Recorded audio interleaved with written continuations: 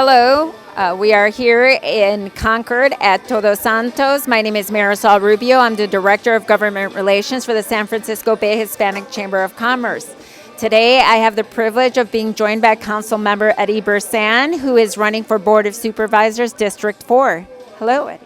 Well, thank you. It is a pleasure to be here and a pleasure to meet your audience by video, because I meet your audience by where the stores I go down at Monument Boulevard. I see them all the time. That's where I shop.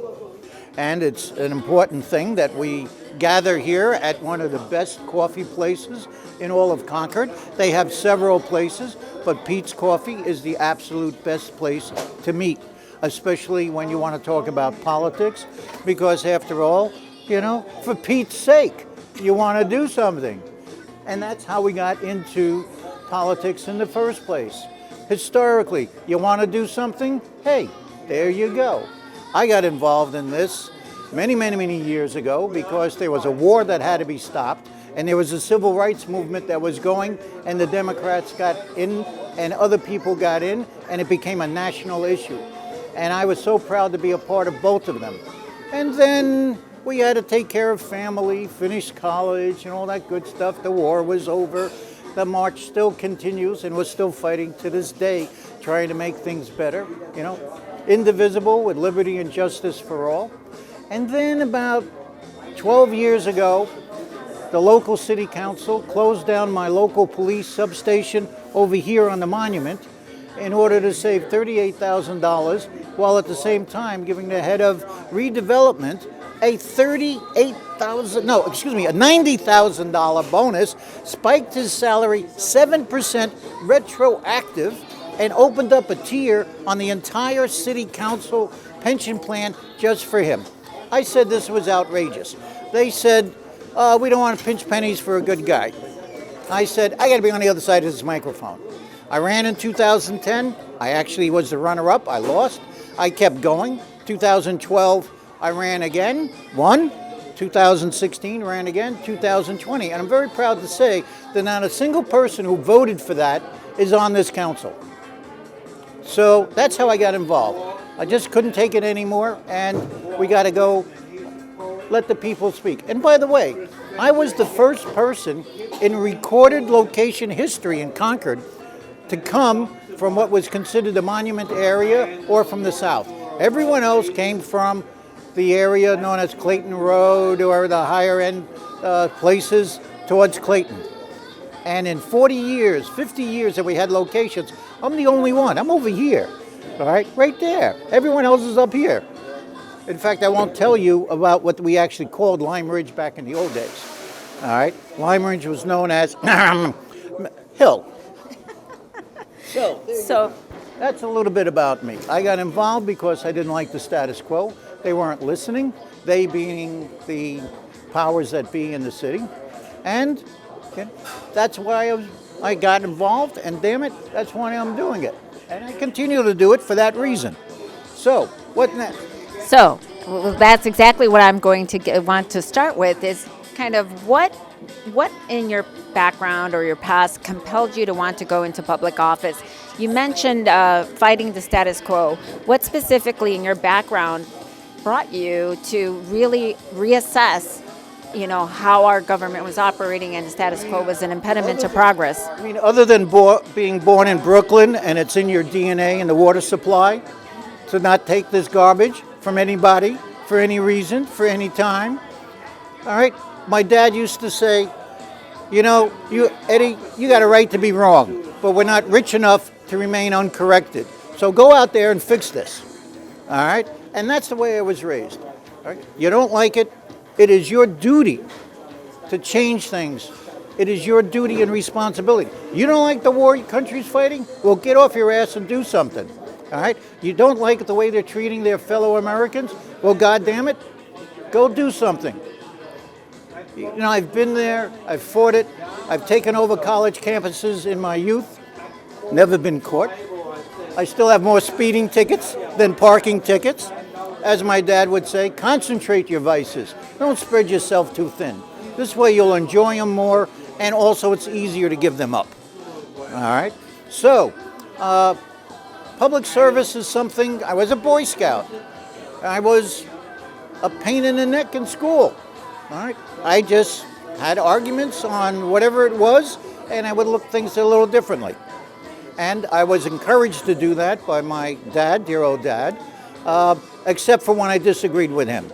That was not a good time. Very bad time in the house when you disagreed with your old dad. But nevertheless, as he would say, you have a right to be wrong, just can't afford to be uncorrected. And when you're raised with that, you have a commitment to your community. You have a commitment to your country and to the world and to the future generations. I'm a grandfather, all right? So I got 2 grandkids. I want to make sure that things are a little bit better than when I got them. I mean, I could always blame my dad. My dad certainly blamed me, all right? Is all that. You're not doing enough. You guys are lazy. Why aren't you doing this, doing that? And I'm there like, okay, Dad, it's all right. So I didn't have World War II to fight. Give me a break, So this is the important thing. The important thing, and I've written it over here. You'll see a statue in Todos Santos from about the founder of this city, Don Salvio Pacheco, who actually named it Todos Santos. And there's a giant brick there for me, a big platform, cost me almost $2,000, and it says, a politician was never moved by silence. They're either listening to you or listening to someone else. Speak up, act, and vote. That's the way I was raised. And those are the things that propel me. And that's why I'm going for the Board of Supervisors. I want to be that person that listens to you. I may not agree with you. Don't confuse listening with agreeing. But I will listen, we will argue, we will discuss. You can probably pound the table a little. Not that it has much effect on me, because I can pound the table too. I'm real good at that. And we'll figure out what to do next. We will work together to put things back together to make us go forward. I'm the only person that ever set up a joint meeting in this century between the Republican Central Committee and the Democratic Central Committee with a joint mirror image resolution to fight PG&E. And that is the only time it ever happened. And I'm proud of that. All right? Now, even though there may be big differences, but you know what? When you're in the city council, when you're on the Board of Supervisors, that pothole doesn't care if you're a German tourist. It doesn't even care if you're a bicycle or a car. We got to do something about it. The guy sitting over here, Scott, who's in the middle of Todos Santos right now, although it's almost 1 o'clock, he'll head down towards the Monument Impact area. He doesn't care. He has a problem, and he does not make a problem for anyone else, but he's got issues that need to be dealt with. And that's part of the things you got to do. You got to deal with the homeless issues. You got to deal with the crime issues. You got to deal with a wobbly table. And so, kind of building off of your background that you touched on, how do you think that shaped your worldview and some of the issues you will prioritize?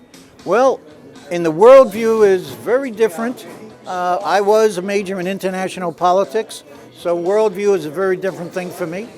I could go on about the Ukraine, but you may have already seen me on CBS where I've slammed the Russians and said we have to do more. But my worldview in terms of local is we have so much that we need to do and so limited resources that we have to prioritize, and we have to get people together to put us together, to work together, because it is that togetherness that will compensate for the fact that we don't have the money, or sometimes we don't even have the legal authority. But if we can do it as a community, you can solve more problems than lawyers can. And believe me, in California, we have plenty of lawyers. That's true. So what are some of the, at least, top 3 issues you would like to address in your first year as a Board of Supervisor in District 4, and specifically, if you wouldn't mind sort of mapping out for us what areas, specific areas you are focused on and what you'd like to address in those areas? So, top 3 issues. If you listen to the people, and you have to listen to them, what are their top 3 issues. All right, their top issue is crime and justice and accountability. All right, that's everywhere, everywhere. I was just on next door about people over here at Oak Park.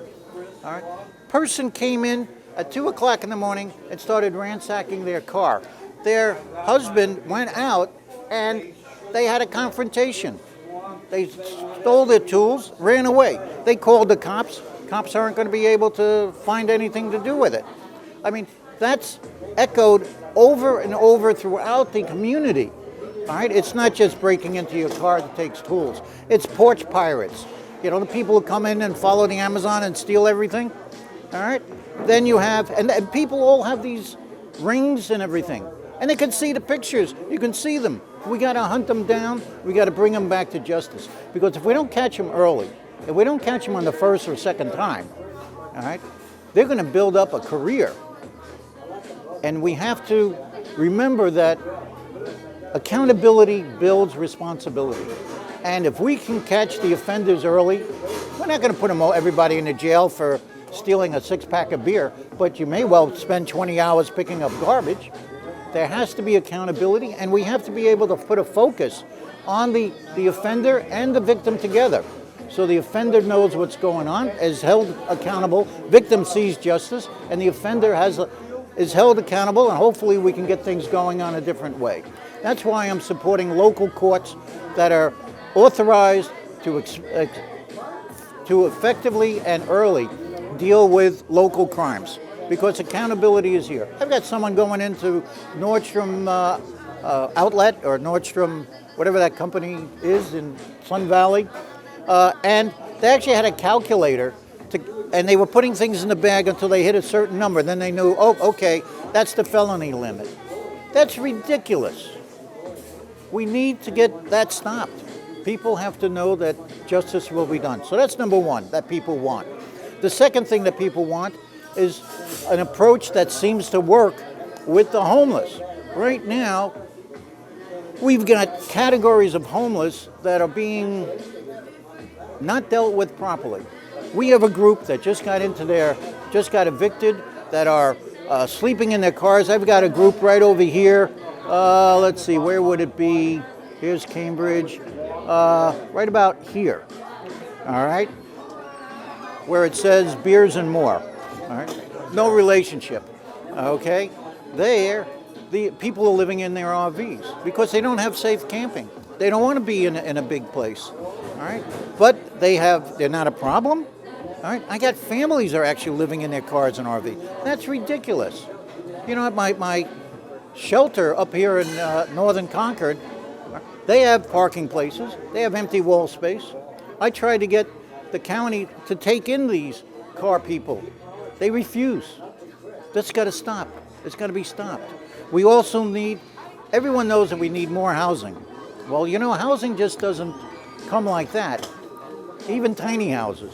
However, we can try for some, but we could also do organized small encampments, not large, all right? Organized, safe encampments, because it might be easier to move someone like a Scott to an organized encampment with 15 to 30 people and some safety, rather than getting them straight into a shelter or something along that time. Get a safe parking area with 6 to 12 cars.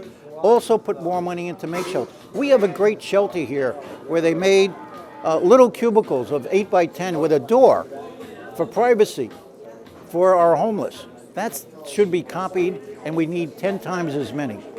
Because if you can get them out of the barracks, or what used to be called the congregate method, then we can get there. That's up here is where the shelter is, right there. Okay? Then we can get more people off the street. We have to take back our parks, take back our streets, take back our roadways. It's not good for them. It's not good for us. I mean, let's face it. I've got people here who have been on the street 15 years, 17 years. Last year, unfortunately, she wasn't that young, died. She'd been on the street 26 years. She was definitely bipolar, definitely additional mental illnesses, as well as a variation of addictions and things like that. She should have been taken care of years ago. I mean, if you spend literally a year on the street, if you don't have PTSD, all right, then you really are on some good drugs. I mean, let's get fair and serious. These are our people. We need to be able to take care of it. And then, true, we're going to wind up, after you burn off the families in terms of getting them solved. Then you deal with the mental illness issues and the addiction issues, and then you're going to come to the hardcore. And you know what? Eventually, what people are saying, when we get rid of all those others, if we get the hardcore, you're going to have to tell them either get help or get out.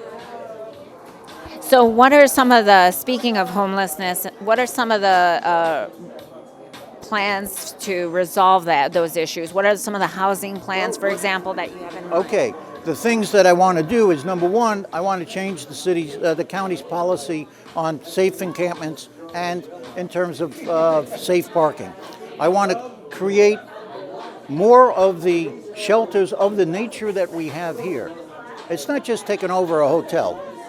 All right, it's more than that. I mean, we have a respite center, which is great, a shelter and a day center all together.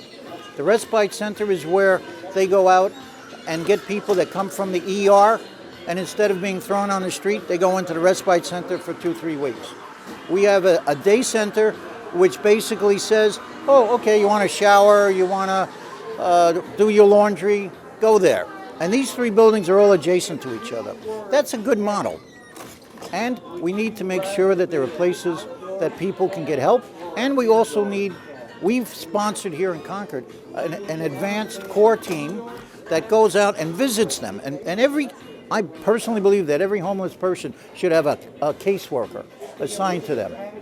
All right? And because you have to have a constant ability to open up a window for them to go through or open up a door, all right? And a lot of times they're going to refuse, but you got to have the gumption, the dedication, and the compassion to do this.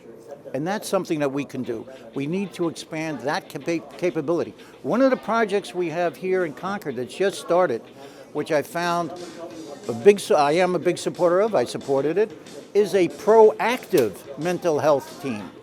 What we did is we created a clinician, and we had a policeman that had a degree in psychology. And what we did is we gave them a list of people who, for the last year or two, have been going crazy with 911 calls. And we said, okay, I'm not going to wait. I don't want you to wait till the next 911. I want you to concentrate on these 20 people and see if you can find out what are they being triggered on. How do we avoid them from doing it? They just put in their first report.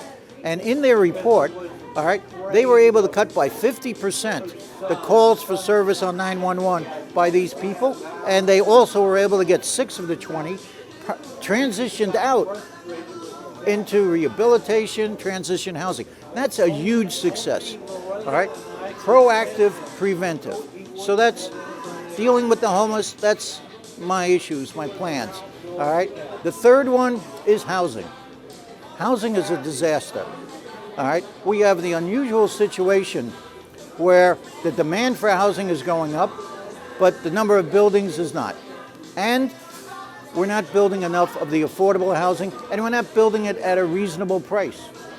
I've got a project, that right down here in Galindo, all right, that started for 62 units with 40% of them are low or very low, and there's 2 or 3 units that are for disabled veterans or whatever. When it originally started 4 years ago, and the city of Concord, we put in $4 million to help it going. And then they came to us and they needed another 7, and we said, okay. Well, right now, they just announced that they've got everything now in place. It's going to cost $1 million a door to build that 62 unit. $1 million for a 1-bedroom apartment. All right? I could go out and buy 62 houses in Concord, put 62 ADUs in those houses or next to those houses at $150,000 each, and still have $1,000 a month to give these people for the next 8 years. This is ridiculous. We've got to have affordable housing. I'm very proud of the fact that for the weapons station and the development where we're going to have 13,000 homes built, we're going to have 25% affordable. We've got to do that straight across the county. We've got to have more affordable. We've got to also take a look at increasing, I guess it's called Title VIII or subsidized housing, and we have to do something for our seniors. I mean, if you look here around, I've got a 14-story building, 100 yards on the other side of this, all right? It's been there 30 years. People always complain, oh, you know, pack and stack housing. Well, there it is. I got a 14-story and an 8-story building, and it's all seniors. Many of them are subsidized. We haven't had hot and cold running gangsters of gray panthers or whatever going over here. And the world hasn't ended because we have 14 stories. All right? We need to have higher density for specific people. I would also like to see an enclave concept where you take 4, 8, or maybe even 16 quads or apartments and give it a theme. I'm working with Leonard Ramirez over here with the Veterans Ascension Housing.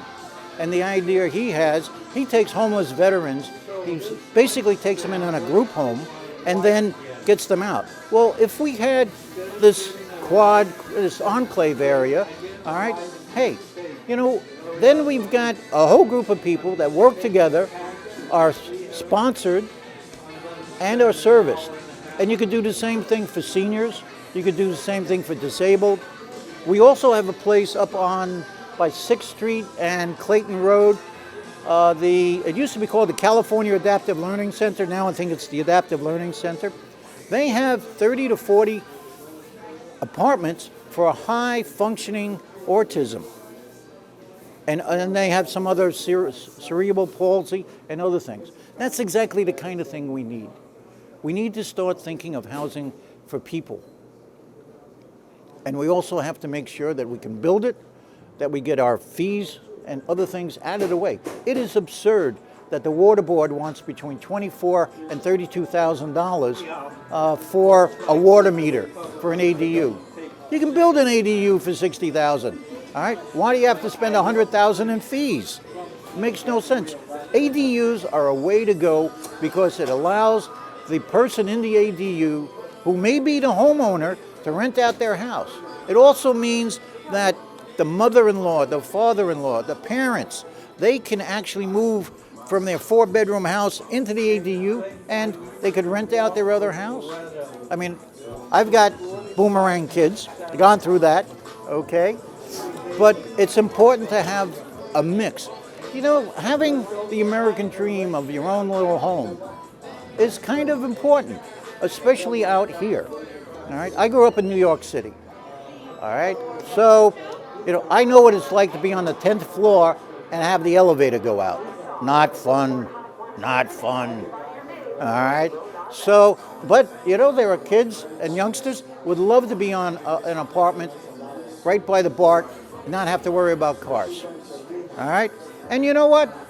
Let's build the stuff that people want, and that's where I'm on housing. And we need to get the housing moving, and we need more, and we need a whole different scale, and we've got to make sure that government takes a little intelligent thing. Over here is the Monument Corridor, right here. This is the Monument Corridor. It is the second most dense urban area in the county, and it has been principally created and became Hispanics and now Asians moving in. That's the worst place to put affordable housing. All you're doing is concentrating, and that is actually immoral. Your affordable housing needs to be scattered through the entire city, all right? Because otherwise, all you're going to do is compound the issue and going to create a situation of those people. They're not those people, they're us. And that's important. And your housing policy has to reflect that. That's a substantial issue of equity in our society. And you know what? There's actually a federal law that says you shouldn't be putting affordable housing in areas that are already depressed. No one bothers. Why? Probably because it costs lawyers to change that, and then you're going to look like an idiot because you're opposing affordable housing. All right? Sometimes leadership is about doing what is right and ethical, regardless of the image of it. And that is something that I'm very proud of. All right? I've always taken the shot, hey, this is what I think is good for us in the long run, or this is why I want to do this. So speaking of the Latina community, it's almost 31% of the population here in the district you hope to represent. What are some of the key issues that you would like to address for the immigrant population as well as for the Latina population? Well, I'll start with the very first step. You're the Hispanic Chamber. So what does Hispanic business want? What they want is to be able to get people in their stores, all right, do their business without worrying about the shoplifters or the people sleeping in front of their stores. Okay, so from an Hispanic Chamber, they're the same as everyone else. Okay, what else do they want? They want healthy customers. They want customers who will come in, all right? We need, we have lost something here in the country in the last 20, 30 years, and that is our concept of America, of Americans. I mean, I was raised that, we're indivisible with liberty and justice for all right? And we need to get back to that. And the prejudice that I've encountered over here, how can I'm not going to put this delicately, okay? When I grew up in New York City, Hispanics were like Scandinavians.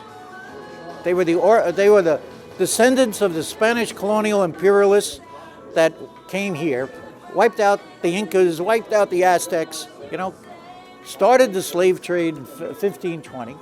All right, so and the Hispanics, that was Hispanics, all right? Didn't mean anything bad. The concept here that when I came to California in 1980, well, all of a sudden, like, Mexicans and Latinos are a different race.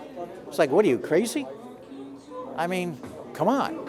It's a major shock. And to me, it's a California disease, all right? So the Hispanic people here, they're just immigrants transitioning, just like my grandparents.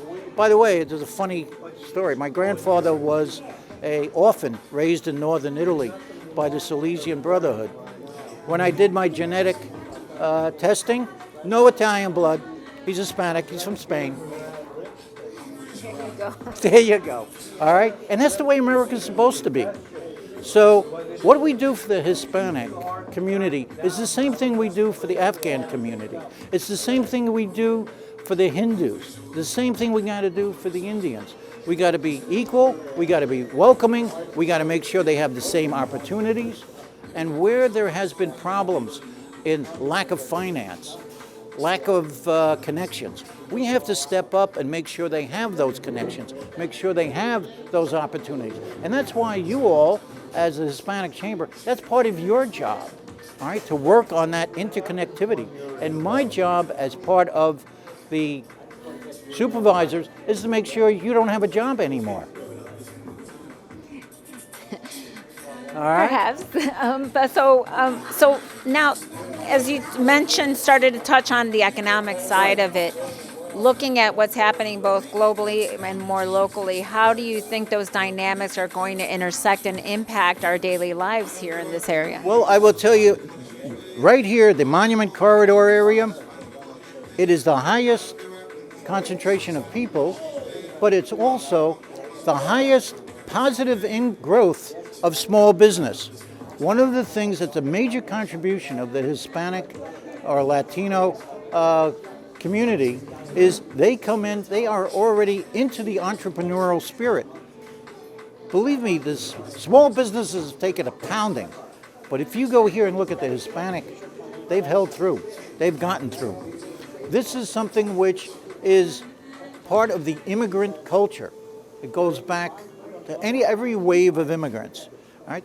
Why do they wind up doing entrepreneurial? They're generally blocked out of the elitists, okay? So where the hell are they going to go? All right? And the Hispanic people, they're coming with united families, united cultures. They're coming in with the ability and the determination to make it better. And that is something that is very valuable. All right? And that's what we got to build on. I want to see microfinance available. All right, I want to see small levels. I had a meeting with one of the credit union people, and he's willing to put, quite a few $1 million to help small businesses that otherwise could not get. But he wants the government to see, okay, how much will you guarantee? I'm willing to go through that conversation.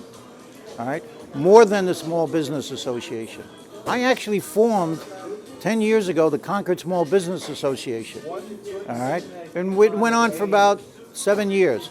It had one of those classic problems of when you start it, then when you have a leadership change, the original leadership, it fades down and goes through. But nevertheless, I am a small business guy. I've had my own small business for 38 years. All right, so I'm very sympathetic to it. I also have very little tolerance for the nonsense of people not trying to give the same people a break or deal with it. All right, so that's where I am. And so equally as the small businesses clearly took a hit due to the pandemic, and now we are having prices skyrocketing for everyday residents as well with gas prices.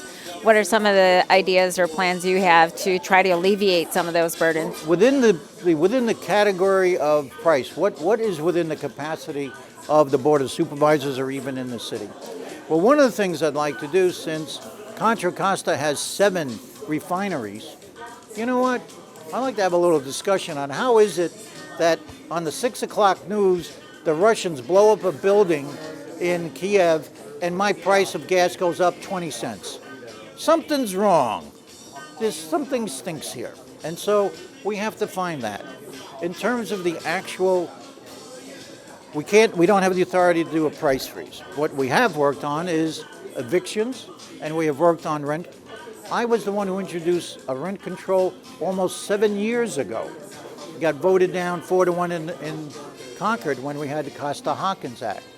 So I'm aware of what it is. To the extent that we have the ability, we need to act. We may need to be able to do something like that within the county. The county land has 175,000 people in it. That's more than Concord. Concord's the largest city. So I got 175,000 people where I have authority over. I think that we need to go and look at each of these areas. For instance, this area here, the airport, that's in county land. That's not in Concord. All this area up here is in the county land. This area over here is in county land. All right? And you go out to March Creek, back this way, actually back that way. All right, same thing. There's a lot of people there. These are the people that, maybe we have to look at, see, what can we do in terms of collective actions? I'll give you another example. Right over here, there is a place called Atlantis. We have the sanitation board. All right, they have a buffer zone. They have 36 acres of land, and we talk about food as an issue that people have. Well, on those 36 acres, they have 10 acres of Atlantis. They produce 500,000 pounds of fruit and vegetables, which was given to the food bank and the pantries. All right. I have in my own Rotary Club, we collected 26 tons of fruit and gave it to food pantries and whatever. One of the things we can do, we have 5,000 acres of buffer land in Contra Costa. 5,000. These are lands that are by the central sanitation or the sewer people, and they have to be void of people. But you got recycled water that's high nutrient right there. All right? We have to use our water more than once. We can generate enough food to feed a few 100,000 people. Now, if we can generate that kind of food, that could reduce the impact on people, especially people of poor people, put it bluntly. Right over here, we have Monument Crisis Center. Every month, they take care of 5,000 people just in Concord with food insecurity. One of the ways that we can fight as government is make sure that those in the most impacted areas have the reduced fee, the reduced food. We can give coupons out, but we could also just generate the food. And that's the kind of thing we think about. 5,000 acres. Not only do we get the food, but we also have 5,000 acres where we can take the kids, the teenagers and whatever, and teach them about farming. Teach them about, what it's like to work and get results. Absolutely, and those are programs they're doing in other countries as well. So that's a great idea in my opinion. That's the kind of thing that I think. We are limited. I can't just say, hey, gas prices are frozen, but I can sure hell make sure that our 7 refineries aren't ripping us off. That's within our capacity. And speaking of refineries, I'd like to ask, obviously environmental issues are at the forefront. We have aspirations to hopefully get to net zero carbon emissions by 2030. What are some of the plans that you have to make that possible? Well, I've been opposed to fracking, just outright fracking. All right? It's just not good for Mother Earth. I also do not believe that we should build new refineries. All right? I can understand we have 2 refineries that are going into biodiesel and those we need. Okay? We need to start being able to wean ourselves. We need to be able to put electric charging vehicles out there. I'm a big supporter of solar panel and renewable. I'm on MCE's executive board as the Concord representative. I want to take 100 acres of the base and make a solar farm so that we have local electricity. I was the guy who got up when we converted over to MCE. Right? They have 50% of renewable fuel, renewable energy as their minimum. I suggested that, in fact, I moved as a motion, that we go to 100% just for city services, which would have cost us $75,000 on a $1.2 million electric budget. Not much, all right? I said it's important. We got to breathe. Meanwhile, at the same time, we're choking to death from the fires up north. I could not get a single one of my colleagues to vote for it, to even put it on the agenda. 3 times I brought it up. 3 times it went down. So environmentally, I fight for it.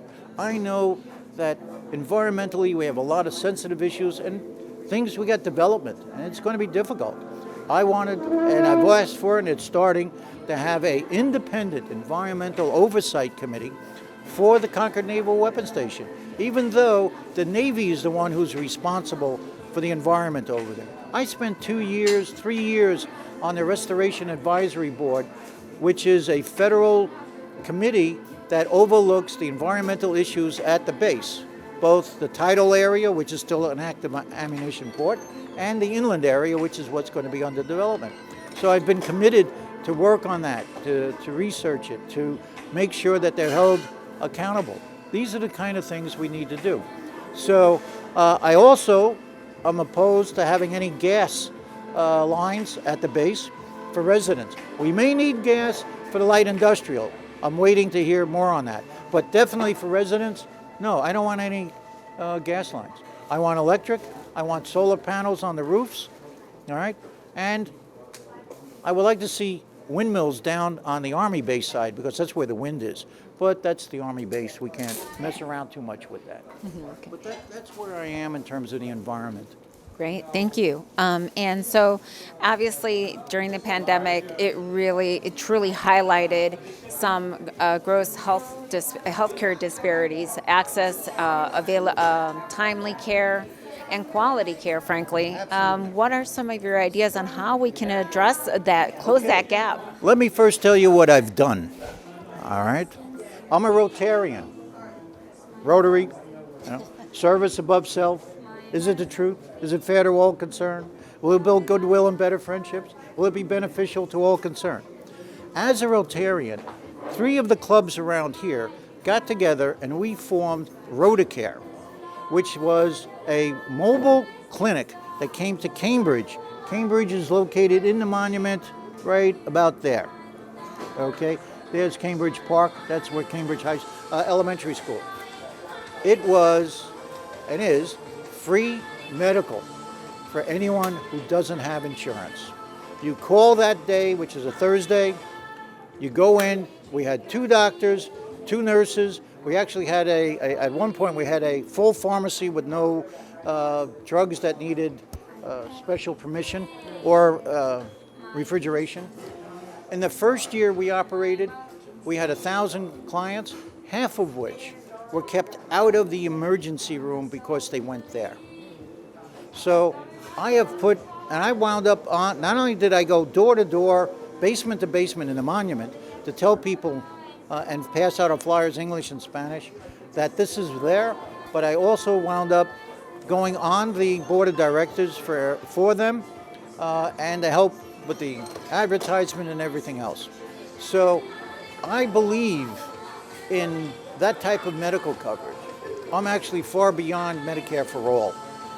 All right. Medicare for all is sometimes, I think it's just a bonus for the medical insurance companies. All right. I love that the medical insurance people have educators, public educators. They're not educators, they're propagandists for the medical insurance industry. I mean, come on. We need to have medical insurance, not just insurance, we need to have medical care. I lived in England for 4 years. Right? I never had to worry if I fell down, all right, am I going to have enough money for my family?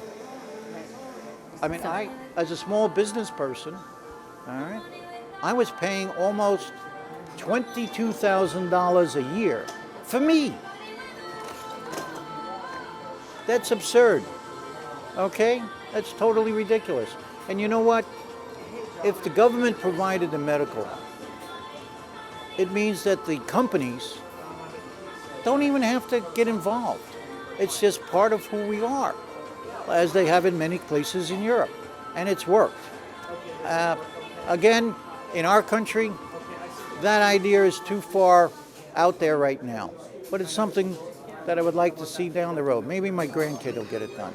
Sure. But my part I can do, I can make sure that the hospitals stay open. What I want to do is bring local hospitals, local clinics all through the city. I have seen through Rotocare how important it is to get people early. When you think about it, half the people they took care of did not go to the emergency room. Do you know how much money that saved? Do you know how many lives were saved? All right? And that is important. That's important to me. It should be important to all of us. And that's the kind of thing, that's the kind of approach I can do. I was very upset when Doctors Hospital was closed. All right? And again, my view is, let's have local hospitals, local clinics, walk-in clinics. And that clinic that you mentioned, is it still running and operating? Yeah, Rotocare. We have 11 places now. All right, it actually started not here, but it started down by San Jose, and the Rotocare is still going. Wonderful. They're at Cambridge generally, I think on Thursdays. Then they spend some time on Tuesday at either Monument Crisis Center or the Salvation Army. And the pandemic has hurt it. All right, they haven't been able to do 24 people a day, every Thursday. They're down to 12 or 6 or 8, but still, it's there. And that's the kind of thing I think the county should be doing. So we're going to shift a little bit and talk about criminal justice reform and some of the ideas you have about how we can address the issue, both from the law enforcement side as well as making sure that our residents are receiving, truly getting safety service. Number one, I want the local courts to move expeditiously and to be authorized to move quickly and on the first occasion. All right? You don't like me banging on the table? Get over it. Yeah, get over it. All right, I'll tell you what, I'll do it this way. All right? The important thing is, on the first level of justice, is accountability. Now, that means we have to be able to do something with the guy who steals us 2 6-packs of beer. All right? We've actually had that window over there broken maybe 4 times by vandals. We had, at one point, we had 7 windows smashed here. Total damage was $20,000. Right? These windows are not cheap, all through Total Santo. All right? We have porch pirates. We have smash and grab people. All right? All these need to have an accountability. We also need, by having the local precincts, the local law, it also means that the family and the peers of the offender can come and explain locally what the situation is. all right, with this individual.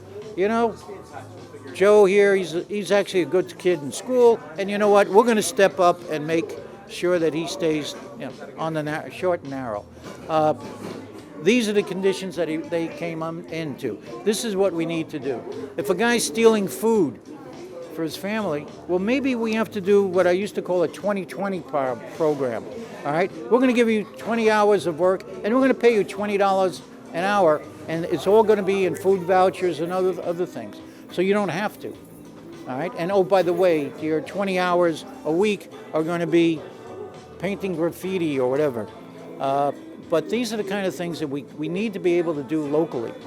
So it is a double edge. We need, the victim has to see that justice is done, and the offender needs to be able to be pushed in a different direction. And many times just by putting them together. We had local courts here in Concord. I voted for it in April of 2013. It took another 2 years, I think, to actually establish. It went on for about 3 years, and then it was closed down by Martinez. All right, so we've seen how it can work. We know that it can be done, but we need the next step.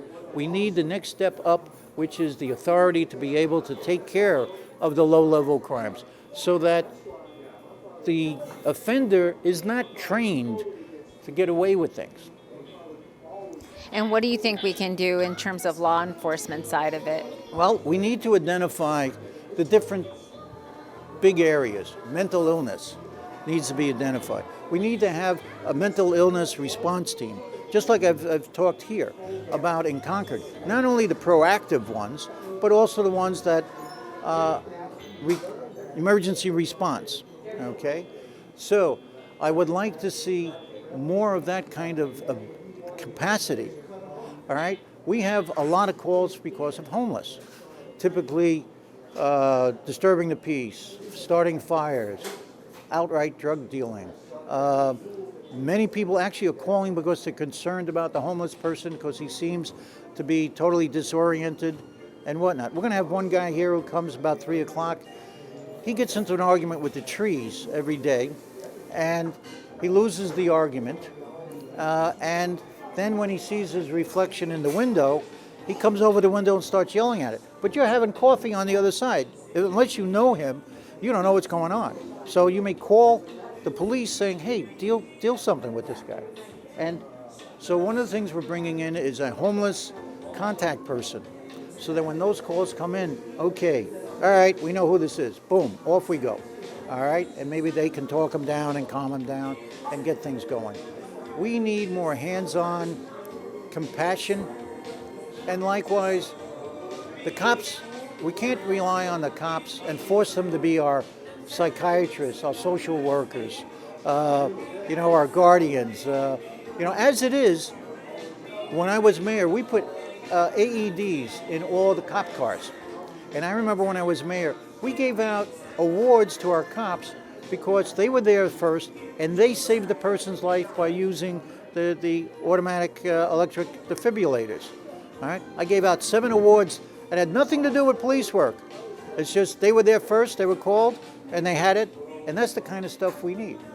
Maybe what we need is maybe also to have faster and local crisis response and crisis prevention. This is something we need to do. I know they're going to be putting the Miles Hall Crisis Center, they're going to be putting it in Concord. Why it's not in Walnut Creek, I have no idea, but I guess it's cheaper here. All right? So, and it's going to be about 4 blocks from my house. And that's exactly the kind of thing we need to support. So, someone's having a mental crisis, you can get a response. And it also needs to be take some pressure off our cops. They're very despondent at times when they get called for the same person again and again. I actually had one individual 2 years ago, just before the year before the pandemic, one person, one of our transient homeless, 500 calls for service in a year. More than one a day. Something that's at the forefront of many people's mind is what is happening economically at a macro level, worldwide, obviously, and how that is impacting us at a micro level here. What are some of your thoughts on that? Okay, not only do you get an instantaneous reaction from the global market locally, but you also get a long term from the fact that you don't take care of your local stuff early enough. The prime example is our gas prices. The Russians invade the Ukraine. We are not doing enough to stop that. But what does it cause? Because 20 years ago, 10 years ago, we did not have an effective energy policy that got us off of fossil fuels. All of a sudden now, our gas prices are going up because the 3 or 5% of Russian oil is being taken out. Just think of what the effect would be if the Russians needed our oil. There's a macro effect right now. That's important to think about. The effect of the global relationships and our economic policy which failed on oil. And that's important. That's one of the major ones. The other major one is the development of goods from China, or the goods made outside. One of the things we have to be careful of, and we're not, is we can make more things here in the U.S., but are we going to allow the unfair competition from overseas hurt us? Are we going to allow government subsidies in other countries impact ours? Fair trade is important. And quite frankly, if you can get shirts made faster, quicker, and better in Vietnam, then fine. But it's got to be fair. All right? We can't have a situation where we got to buy their shirts, but they're not going to buy our automobiles. All right?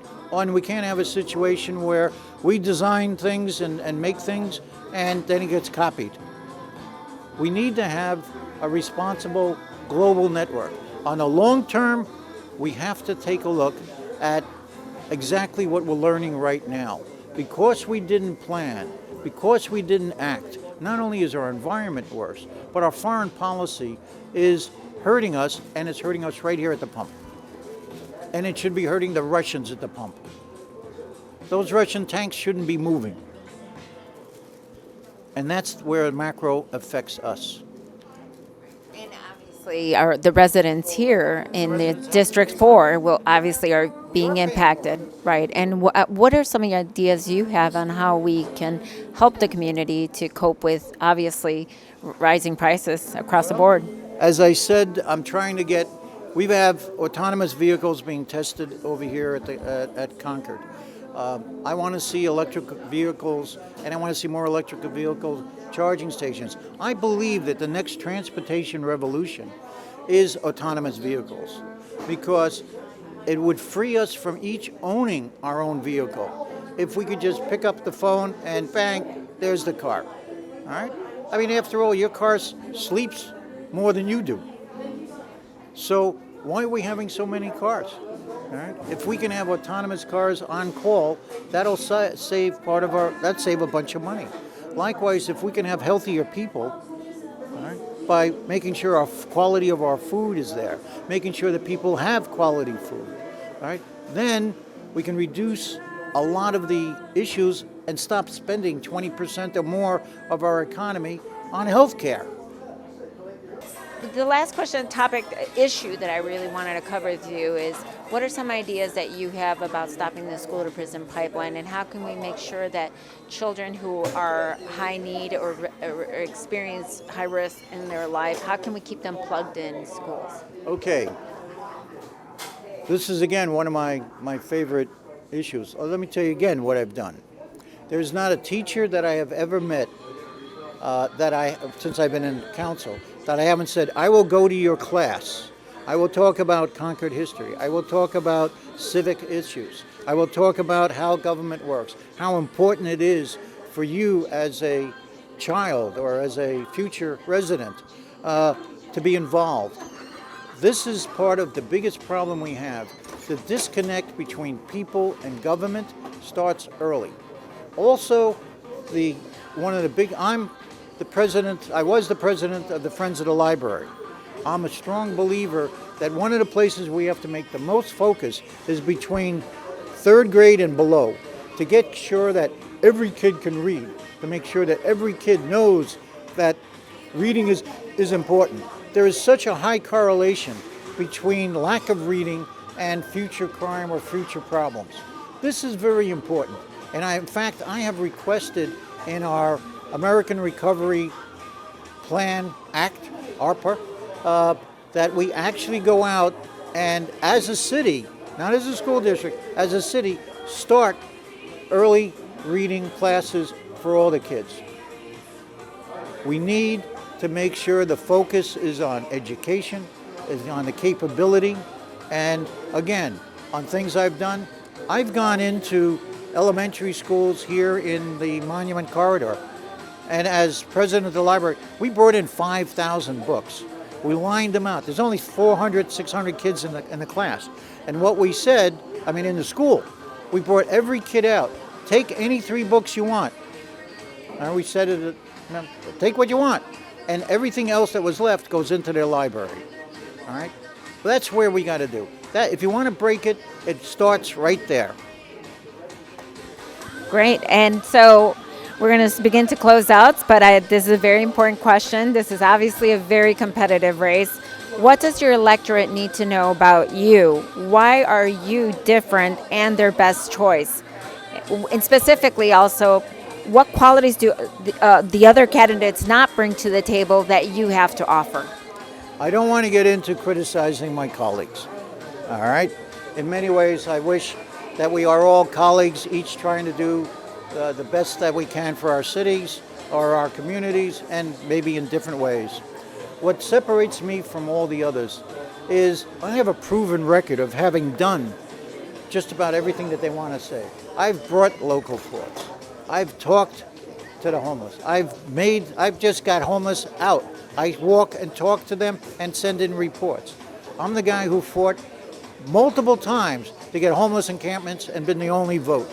I'm the guy who's fought on the environment. All right? I'm the only one who wanted to get 100%. I've fought on the issue of rent control. I introduced rent control on the Costa-Hawkins in this city for years before and got no support. It wasn't until the pandemic that we got going. I was already there. I was actually on a tenant strike when the tenants associations are actually outside one of my colleagues' houses, 2 of them, screaming that they have got to go. All right? I fought for the unions for fair labor. All right? I fired the largest American household building because they double-crossed us as far as I was concerned on fair wages. I've done this. All right? I put cameras on our cops. I did that. And you know what? To the credit of Concord cops, ever since we put it on, not a single case has that camera shown that our cops were doing something wrong. We're not under investigation by the FBI. All right? And sure, we're going to have some problems at some time. But again and again, on issue after issue after issue, I've been there. And I've started it, done it, and so that separates me. I've got a proven leadership. I want to be tough on crime, yes, but I also want to make sure that the criminal or the offender gets taken care of. I want to make sure we have housing for everybody on what you want, not what an A-bag or an MTC wants. Let's give people what they want. You know, if you give people what they want, usually it works. All right? I'm the guy who wants the homeless. I understand the categories. All right? Those that are easy to handle. We need to get them right away with their families. They're the easiest ones. I actually had a long time, and I still have the argument with the school district. They say they have 600 kids that are homeless. I told them, hey, you've got a giant yard right outside Glenbrook. All right? Give me that half acre. Let's put the families there of kids in the school district. I brought that. They refused. There is so much talk about homeless, so much talk about crime, so much talk about housing. I've got the proven record of action. Great. And so where can voters go to learn more about you and if they can reach out to you? Well, obviously any Pete's Coffee. But I've got a website, EDI Birsan, B-I-R-S-A-N. I'm on Facebook. And quite frankly, my phone number is 510-812-8180. Call me, text me. I live at 950 Alla Avenue in Concord, ALLA. All right. I've had people come to my house. All right. You won't get in the house, I can tell you that much. My cat will tear you apart. Okay? He barely tolerates me. All right? So, but I'm always out. I mean, the easiest person to get a hold of. All right? And I'm there. And Great. I don't say no. Oh, great. It was such a pleasure to talk with you, Council Member. And thank you for joining us today. I'm sure the electorate is going to appreciate the time you've taken to introduce yourselves to them. Thank you so much. We'll see you soon.